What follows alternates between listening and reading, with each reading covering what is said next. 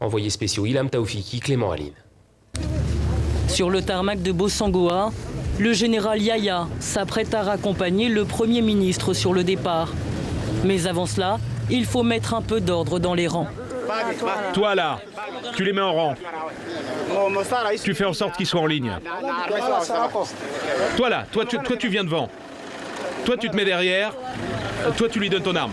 Les anciens rebelles de la Séléka, aux uniformes dépareillés. La voilà donc la nouvelle armée centrafricaine.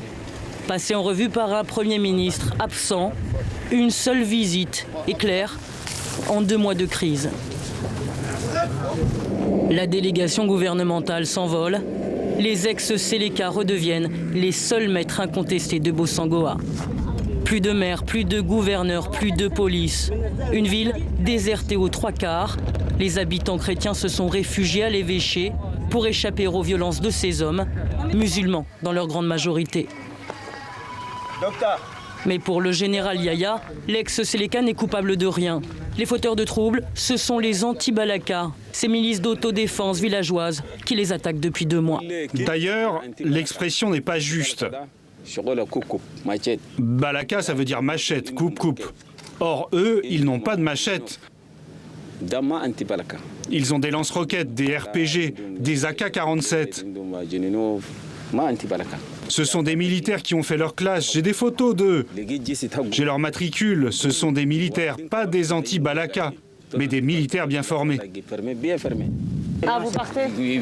Okay. Ah, excuse-moi. Le général Yahya interrompt l'interview. Il ne reviendra pas. De notre côté, nous sommes allés à la recherche de ces fameux anti-Balaka cachés dans la brousse. Nous avons rencontré une section, mais sur eux, aucune arme lourde, plutôt des fusils de chasse, des machettes, des lance-pierres et même des gris-gris censés les protéger des balles. Ici, pas de militaires de formation, juste de jeunes hommes, à peine sortis de l'adolescence. Tu es jeune, non, pour faire la guerre? Oui, je suis un enfant, mais c'est à cause des Séléka que j'ai décidé d'entrer dans les anti-Balaka. Les Séléka ont brûlé nos maisons, ils ont pris nos biens, ils ont assassiné nos parents. Arlin, le sous-chef de la section, a 22 ans. Il a pris les armes le jour où son frère est mort, sous les mains de la Séléka. Les Séléka ont pris une épée, ils lui ont crevé les yeux, ils l'ont décapité, ils l'ont découpé, là et là. Je m'étais enfui. Quand ils ont quitté le village, je suis revenu. J'ai pris un drap, j'ai ramassé les morceaux de mon frère, je les ai déposés dans un fossé. Des jeunes rongés par un désir de vengeance sans fin, qui s'abat aussi sur les musulmans civils, jugés trop proches des anciens rebelles. Donc les musulmans, quand on les trouve dans la brousse, on les tue parce qu'ils font pareil avec nous. Des rebelles de confession musulmane qui s'en prennent aux chrétiens, des groupes d'autodéfense villageois qui se vengent sur les populations musulmanes. La Centrafrique entrerait-elle dans une guerre confessionnelle? En tout cas, tout semble en prendre le chemin. Sur 150 km de piste, plus personne dans les villages. Le seul civil que nous rencontrons en 2h30 de trajet, c'est André. Les autres sont cachés de l'autre côté du fleuve, là-bas. J'ai entendu des voitures passer, le bruit du moteur. Je voulais juste m'assurer qu'il n'y avait pas de danger. Le danger, pour lui comme pour beaucoup dans le pays, ce sont les ex-rebelles de la Séléka. Depuis leur coup d'État, il y a 7 mois, ils s'attaquent au village, pillent, brûlent, violent et tuent. Se cacher est alors la seule solution pour survivre. Il faut marcher 2 km, s'enfoncer dans la forêt, pour arriver à ce campement de fortune.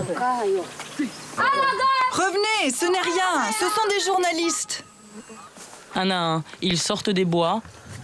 Certains sont armés, pas pour autant rassurés. On souffre pour le moment.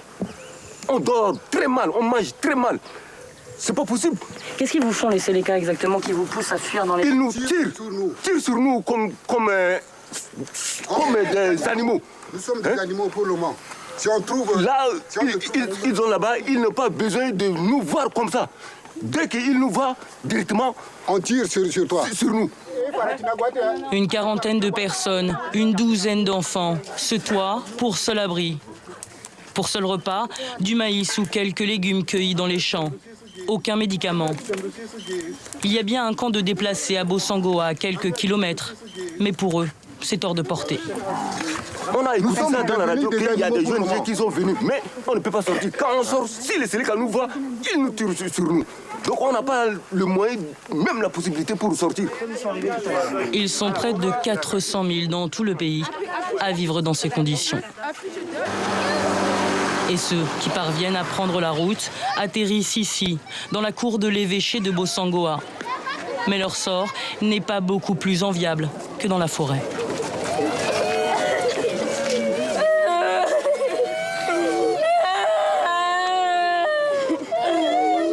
Un homme vient de mourir, un de plus.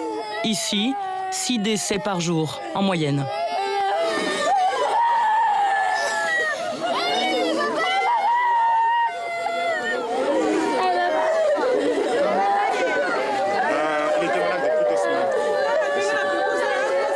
Mort à 42 ans, des suites d'une simple grippe qui se répand parmi ces 39 000 personnes entassées ici, dans la promiscuité, dans des conditions sanitaires déplorables.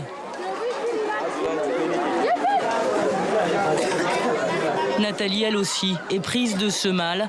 Sa mère en est morte 3 jours auparavant. Je n'ai pas la force d'aller à l'hôpital de Médecins sans frontières. Les ONG passent, mais ils ne viennent pas nous voir. Ils n'ont pas le temps de nous visiter. Nathalie a perdu son mari dans les violences. À sa charge, sa grand-mère et 7 enfants en bas âge. Ce matin, pour le petit déjeuner, cette casserole d'haricots à l'eau. Je n'ai pas reçu de ticket de ration, je partage avec les autres. La semaine passée, Médecins sans frontières lançait un cri d'urgence. Il faut plus d'humanitaires sur le terrain, davantage d'aide. En attendant, Nathalie remet son sort entre les mains du Dieu qui est le sien.